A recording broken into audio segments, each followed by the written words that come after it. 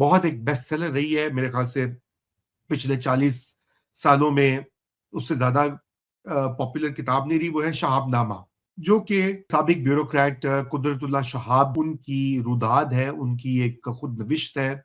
अगर पाकिस्तान की ब्यूरोक्रेसी, रियासती कल्चर और इक़्तिदार के अंदरूनी माहौल को समझना हो, तो शहाबनामा एक अहम किताब है। अगरचे कि वो मुझे उस किताब से बहुत सारे मसाइल रहे हैं और अभी भी हैं, वो मैं कभी फिर आपसे ज़िक्र करूँगा, लेकिन कुदरतुल्लाह शहाब बरतानवी दौर में सिविल सर्विस में भर्ती हुए, इम्तिहान दिया उन्होंने।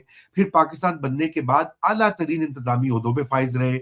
उन्होंने गुलाम मोहम्मद, सिकंदर मिर्ज़ा, अय्यूब खान और इब्तदाई पाकिस्तानी रियासत को की तश्कील, स्टेट फ़ॉर्मेशन को बड़े करीब से देखा, बल्कि उसके आर्किटेक्ट भी थे।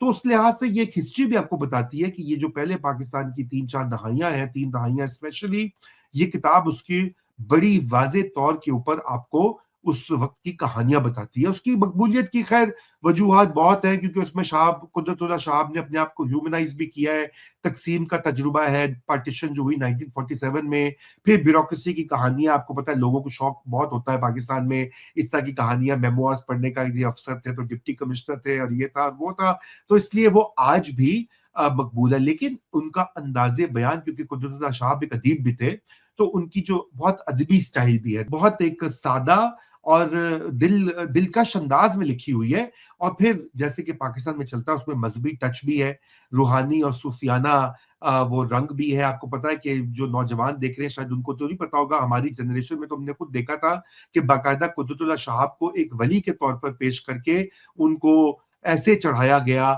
और उनका हत्ता कि वो कि एक उनके नाम को उनके नाम से एक सिलसिला वो भी क्रिएट हो गया, सिलसिला अवैसिया का वो कहा गया कि उसके वो सूफी सिलसिला अवैसिया के वो परवरदा है या गद्दी नशीन है या जो भी है, उनका मज़ार वगैरह लोग जाते रहे। ये पूरी ये चक्कर छालता रहा, लेकिन अब ये बहुत काफ़ी मामला ठंडा हो चुका है। एक वक़्त था 80s का, जब ये 90s का कि काफ़ी पीक पे था। तो लेकिन कुदरतुल्लाह शहाब की थोड़ी-सी इसमें सेल्फ राइटियसनेस भी आपको दिखाई देती है कि जी वो अपने आप को रियासत का असल मुहाफ़िज़ दिखाते हैं। और फिर साथ में ये भी पता लगता है कि किस तरह से ब्यूरोक्रेसी और अनइलेक्टेड लोग जो हैं, गैर मुंतखब जो ताकत के मराकज़ हैं, वो मुंतखब सियासत को कैसे कमज़ोर उन्होंने किया। तो अगरचे कि वो बहुत ज़्यादा अपने आप को बाअसूल दिखाते हैं, कुदरतुल्लाह शहाब, लेकिन बंद कमरों में फैसले जो हुए, उसका वो हिस्सा थे।